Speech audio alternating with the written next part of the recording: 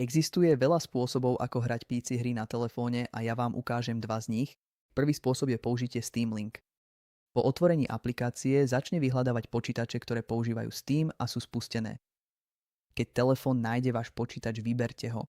Na telefóne sa zobrazí kód, ktorý musíte zadať do PC a po jeho zadaní telefón vykoná sieťový test. Tiež sa uistite, že PC aj telefón sú pripojené na tú istú Wi-Fi sieť. Po dokončení testu stlačte OK a potom stlačte Začať hrať. Na PC sa okamžite otvorí Steam Big Picture a telefón v podstate používate ako ovládač aj obrazovku zároveň.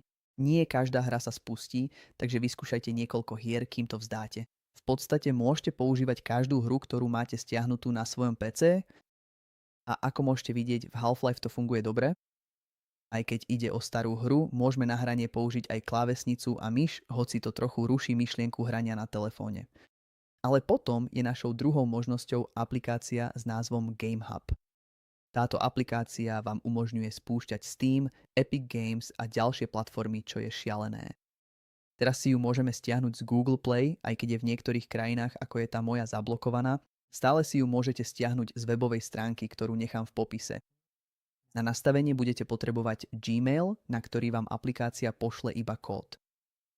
Po prihlásení vidíme, že si môžeme prepojiť náš Steam účet. Použite akýkoľvek spôsob, ktorý chcete na prihlásenie do svojho účtu.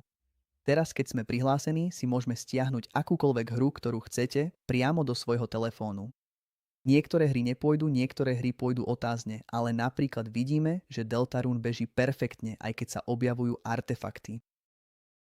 Nemám odpoveď na to, prečo sa to deje a či sa to môže stať aj vám, ale v mojom prípade to vyzerá takto a funguje to dobre.